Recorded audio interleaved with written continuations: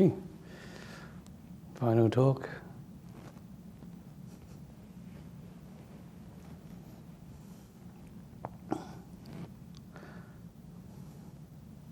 So just to wrap things up, yeah. Have you guys had a good weekend? Slept enough?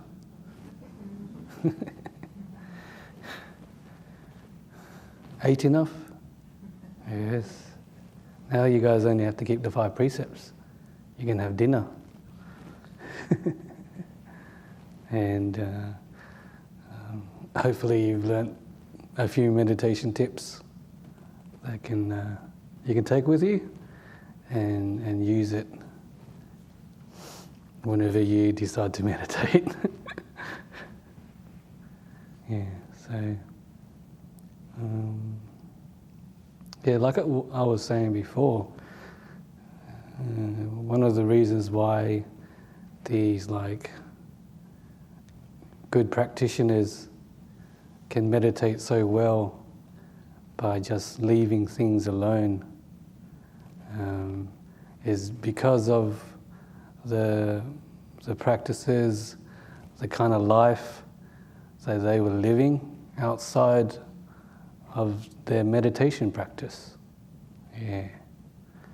So there is a very, very, very, very, very, very, very, very strong link between what you do outside of your meditation, and that boils down to just one's behavior and how one lives one's life. Yeah. So when we talk about Buddhism, we also talk about the Eightfold Path, or right view, which basically means just knowing what to do with one's life and guiding it in a way where we are living a virtuous life. And that comes down to the kind of work that we're doing. We're not lying and cheating and hurting other people. It comes down to how we speak to one another. It also comes down to our thoughts and our intentions. So everything that we do contributes to our success or not so successful meditation. And when you meditate, the meditation is sort of like a mirror of how you've been living. Yeah. So when you're meditating and there's anger in your meditation, then how have you been living? Maybe you're a person with a short temper, or you're kind of judgmental. So you start to reflect and understand that there are some changes that we can make to our behavior. And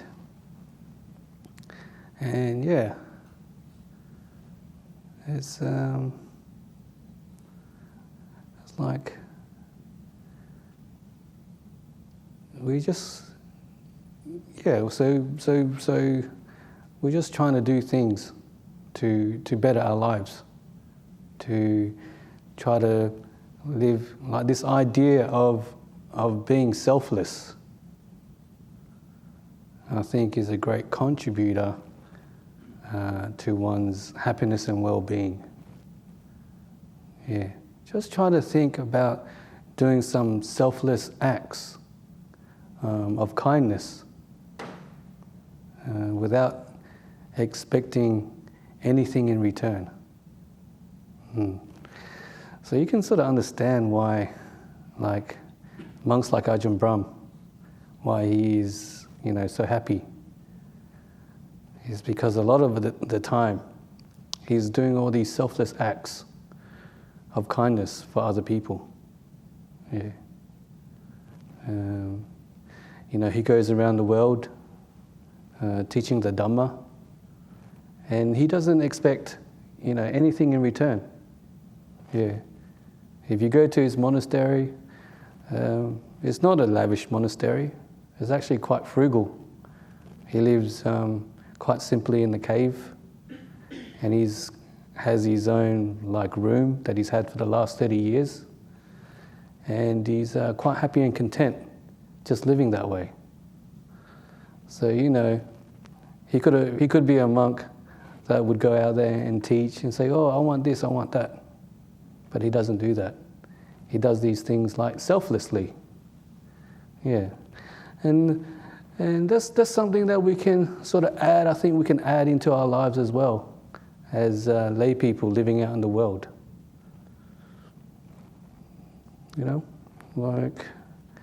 There's, I think there's many opportunities out there to just get involved, maybe like a soup kitchen, or going into monasteries, help out with the gardening. And you can sense that these things bring happiness into people's lives. Yeah. Like people who have volunteered their time, say like Christina and Scotty, and we have the retreat managers that just volunteer their time and help run the retreat. I'm pretty sure they get some sort of happiness out of doing this. And in a sense, you're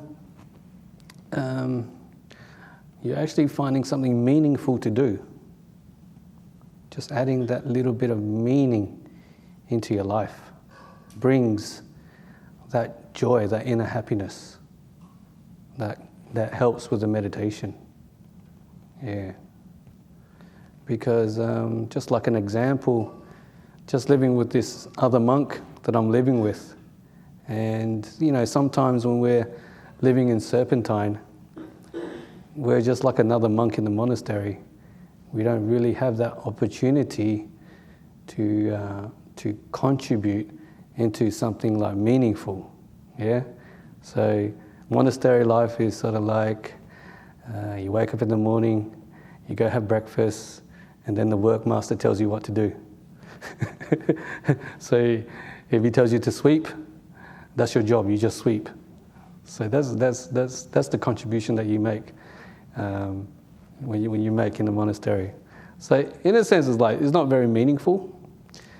So so this situation for this monk, the reason why it becomes more meaningful to him is because he is doing something that he would like to do, and it's also at the same time an act of selflessness, because he's not doing it to gain anything.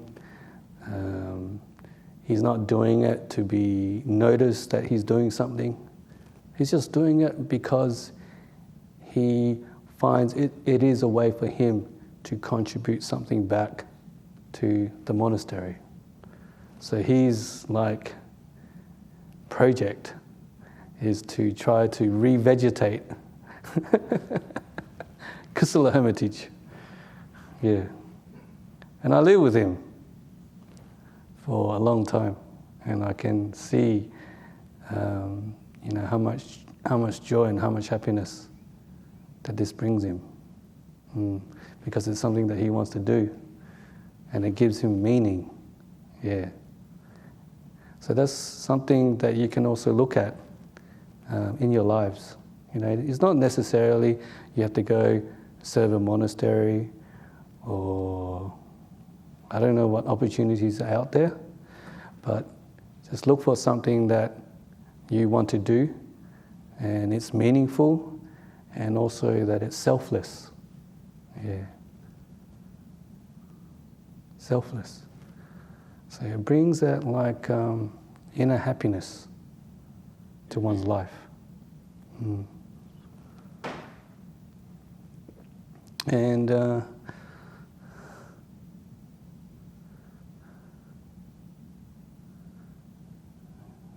so those are the little things that we can do. I always like the story about the Buddhist gardener. is one of my favorite stories, so I like to share it with people. And it's just about how one can develop one's life in a manner where it's not so difficult to develop a virtuous lifestyle. And the story is about the Buddhist gardener, and there's like two types of gardeners. So the first gardener is like the control freak, pull out every weed type of gardener. So they'll go into the garden, they'll see a weed and they'll pull it out, and then they'll step back and they'll just look at the garden in a critical manner, and they're thinking about, oh, what am I going to do next season, or what am I going to plant, or how can I make it prettier?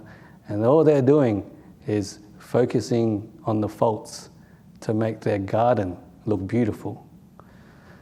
So on the other hand, there is the Buddhist gardener, and he's the wise one. Yeah. So he goes into his garden. He has the plants that he likes to keep, and that's all he focuses on. He focuses on his plants. He doesn't focus on the weeds.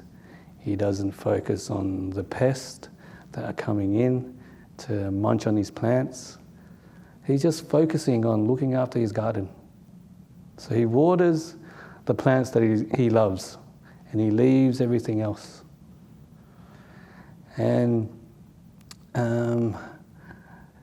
over time, because he's focusing on the good, the flowers, they just grow so big that they overcome all the weeds and all the problems in the garden.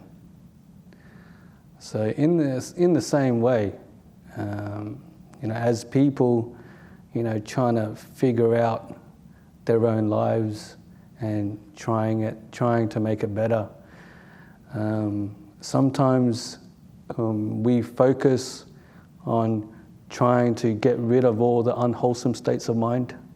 We're trying to get rid of all the bad stuff. And that is a valid way of doing it.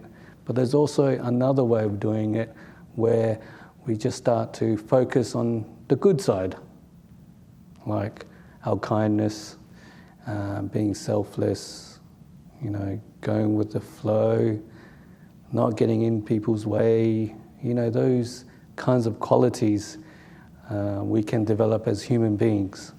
And we just focus on those. Yeah.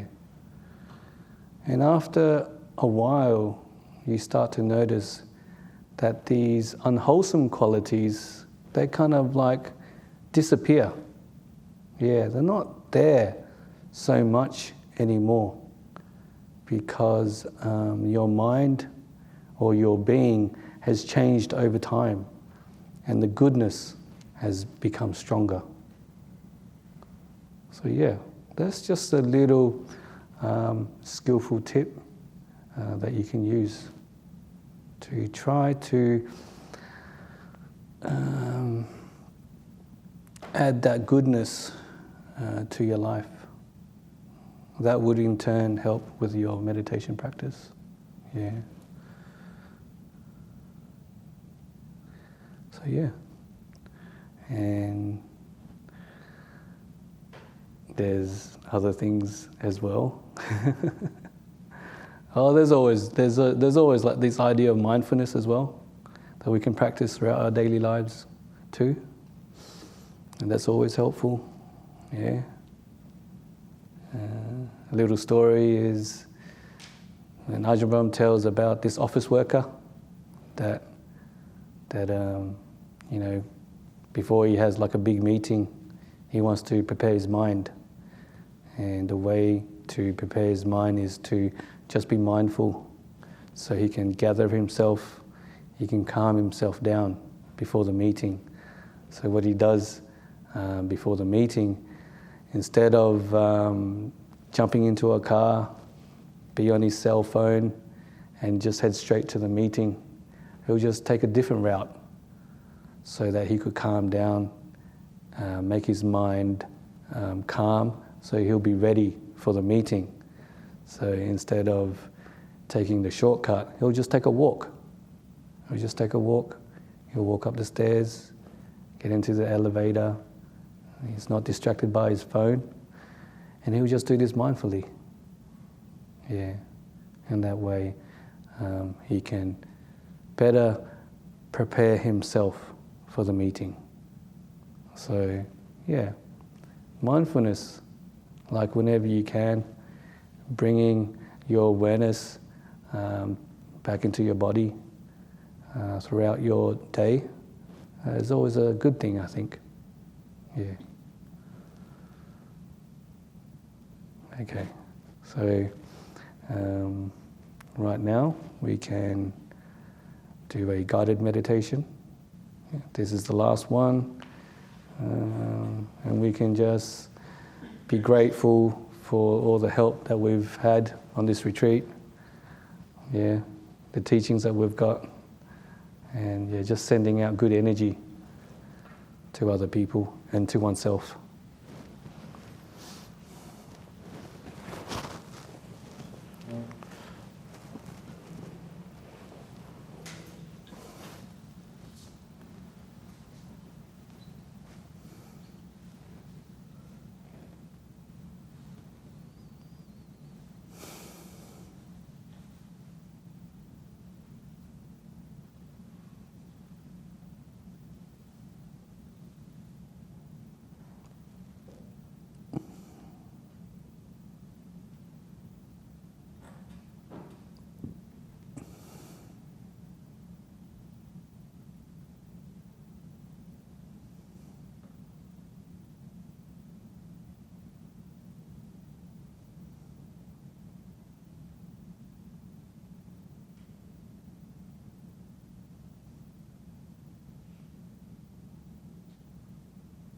So we can just allow our minds to calm down.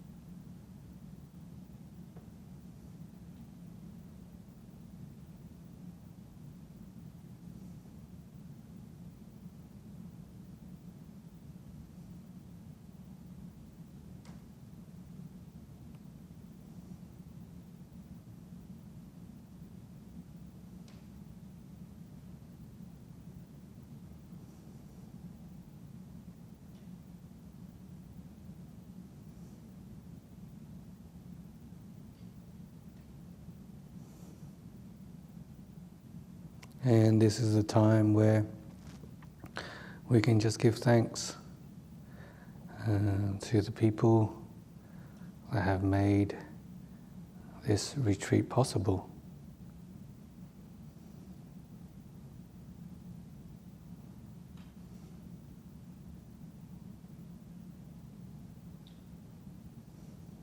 We can give thanks to the retreat managers who have given up their weekend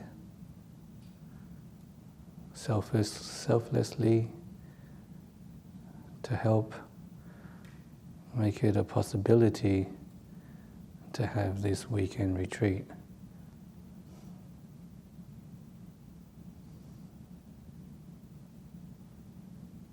And we just allow the feelings of thankfulness to arise as we're thanking them for their efforts.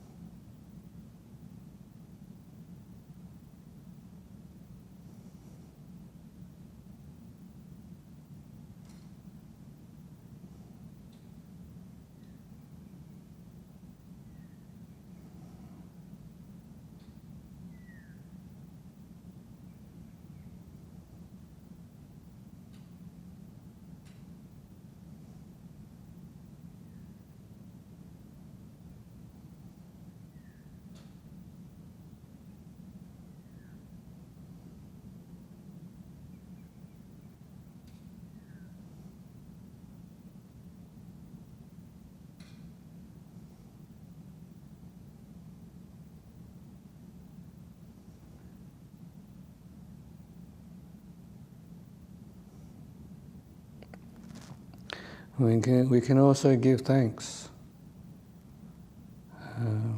to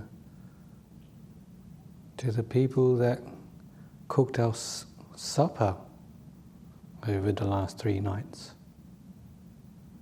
It does take a lot of effort to be in the kitchen, to cut up the vegetables, to cook the vegetables, to clean up, scrub the pans, mop the floor, all the amount of effort that the people who cooked you your supper has put in. We can give them thanks as well.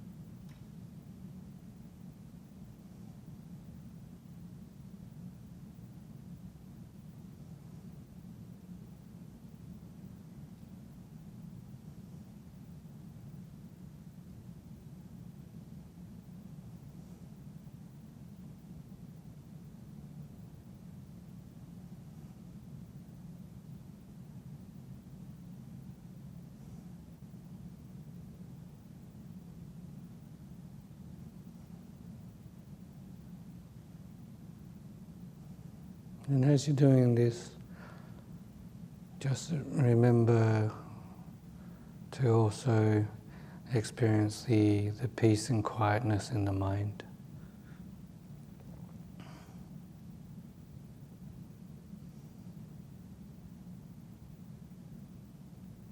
And we can also give thanks to the people who brought us our lunch every day. It's a different group each day. Pretty sure that they use their own money or other people help them with the money to buy the food, to buy the vegetables, the rice, the eggplant, the beans, the asparagus. It's not cheap. That's a lot of money.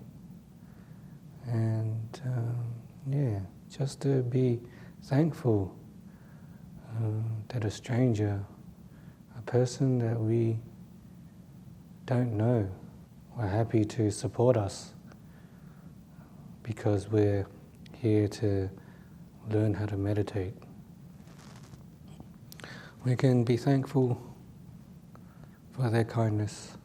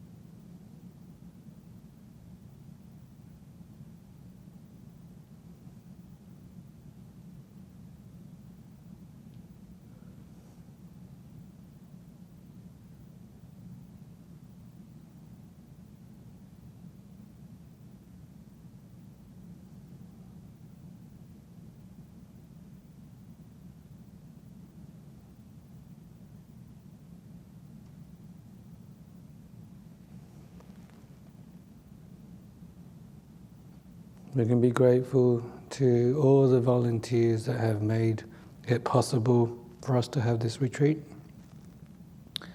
From the getting our bedrooms ready to making sure the hall's warm.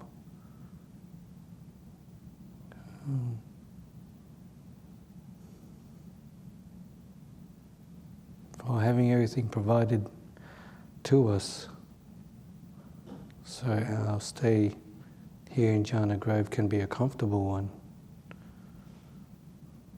So we can be thankful for all those involved that made this possible.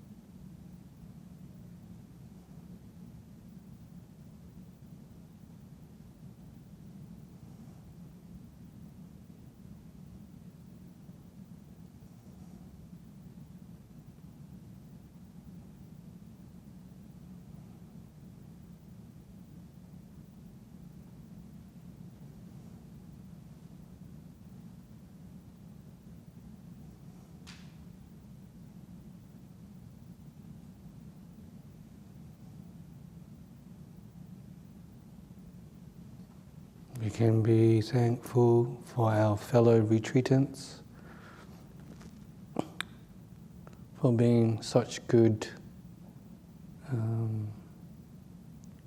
company on this retreat by giving us silence, by trying to keep quiet and not disturbing you in your rooms, by giving you the space to be able to move at your own pace with your own practice, so we can be thankful, have a sense of appreciation for those who were on the retreat with us.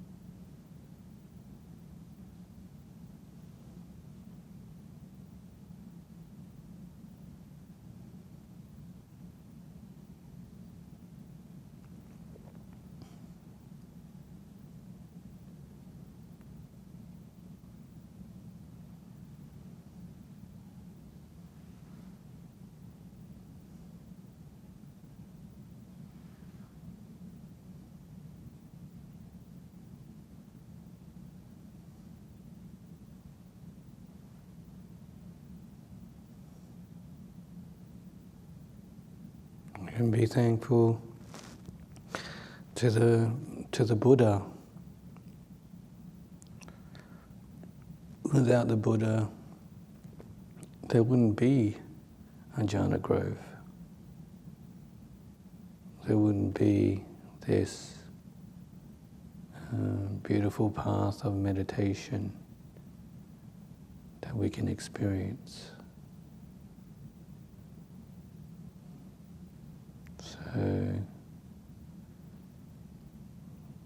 we can show a great thanks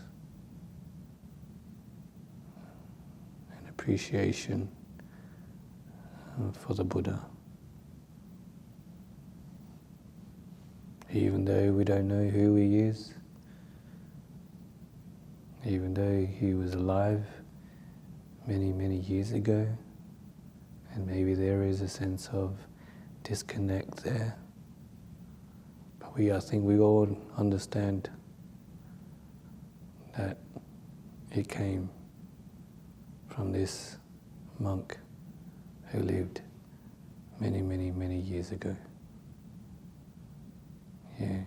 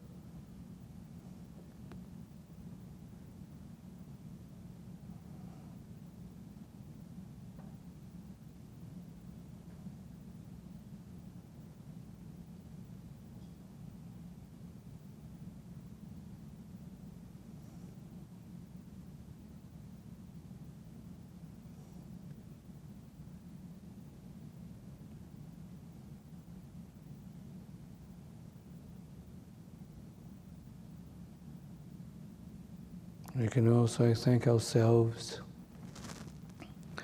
for giving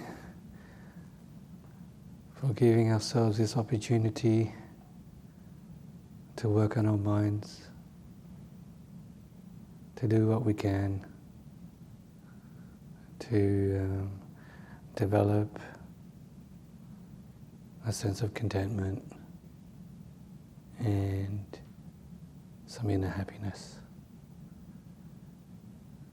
We can thank ourselves for trying to do something that is helpful for ourselves.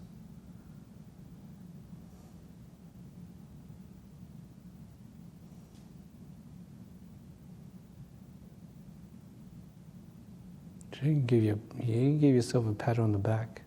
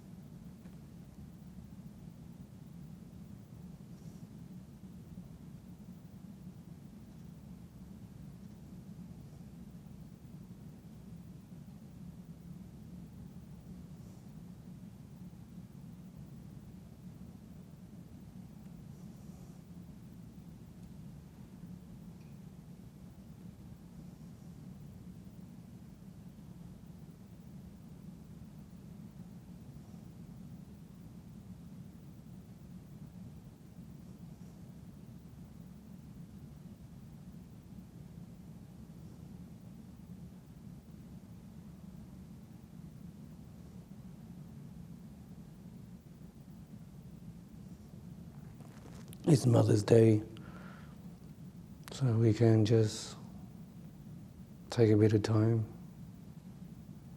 think up of some words of kindness, ponder it, bring up some wholesome feelings and thoughts, and we can just thank our mothers.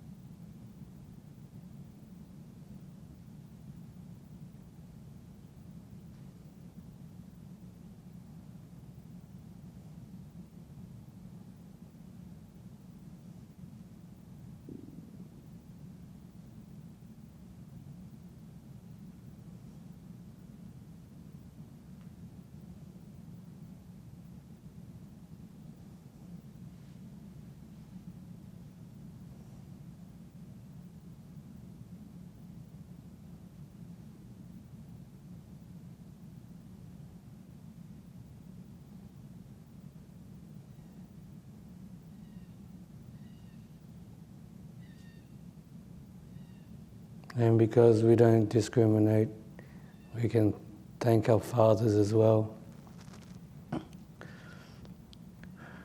for teaching us how to climb trees or hold a cricket bat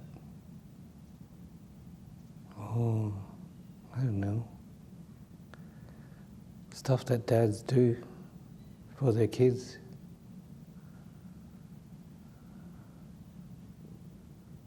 Just a person that looked after us as a child, providing the things that we need to live and get educated. We can always find something to be thankful for.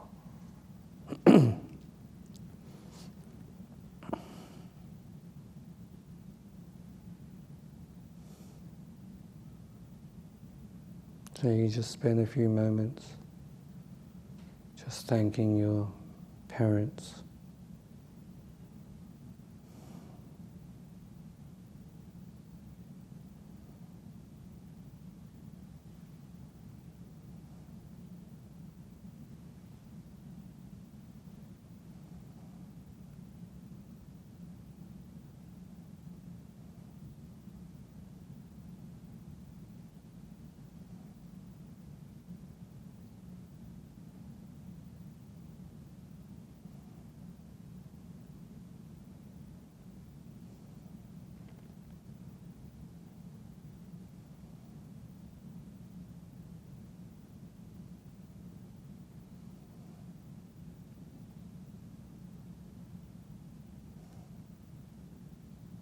So now we can just sit quietly for another 10 minutes, and then we can end the retreat.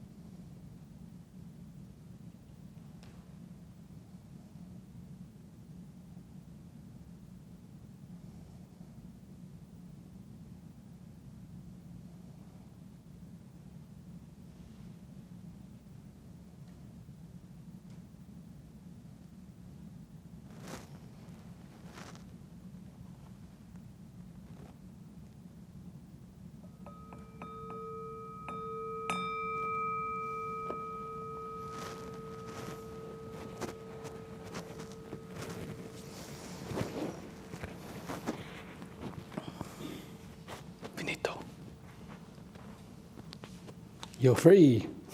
The gates are open. You can drive out now.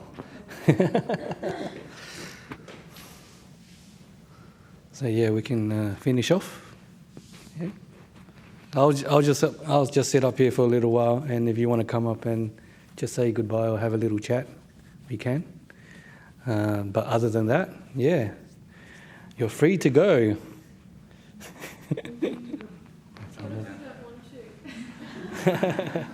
I'm sure you can stay in the cottage for a couple of more days.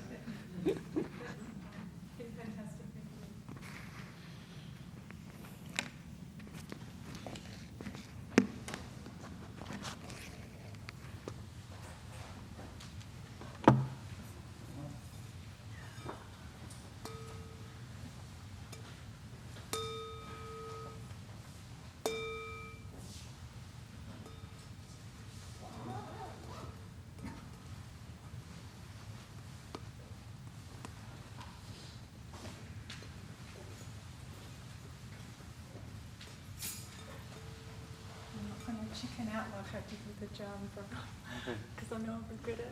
Just want to thank you so much. I appreciate everything. Okay, yeah. Thank you. Help me take my meditation to the next level. I think. Okay, yeah. I appreciate it. Yeah, thank you. Yeah, that's good. I had some really, Yeah, that's some nice meditation. Yeah. The one when you're talking about Ajahn Santutthi, Yeah. and it made me realise, like I thought I was doing my old job.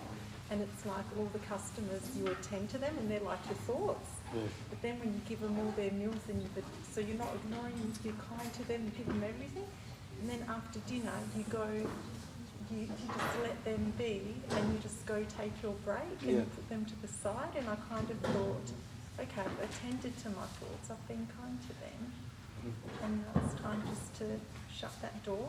So I'm on break. Yeah, exactly. So like, thank you. Yeah, Thanks. no problem. Thank you. My pleasure.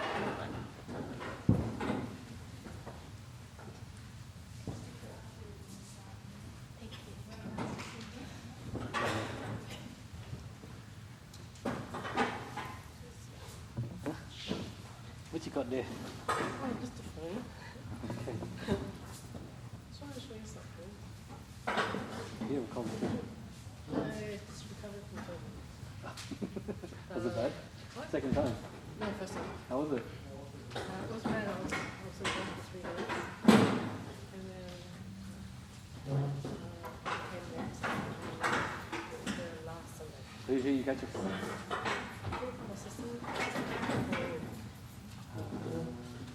So you had it quite badly, eh? Body aches and stuff? Headaches? Yeah. It's really bad, eh? It was, nothing like that. You did this. You all are. It's upside down.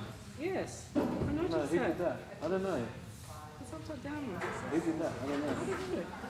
I'm it's beyond my control. Who puts it up there? I think Christina puts it up there every time I have a retreat. Or does it stay up there? Oh, what was that? Yeah, no. Maybe let Christina know. She's got so many things to do, eh? She's got to keep track. I'll see you sometime. Yeah.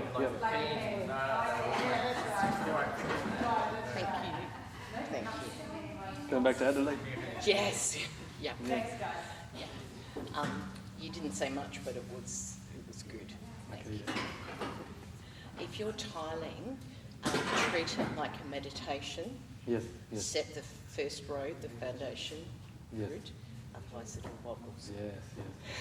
Okay. Thank you, Ajahn. No problem. See you in probably June. Yeah.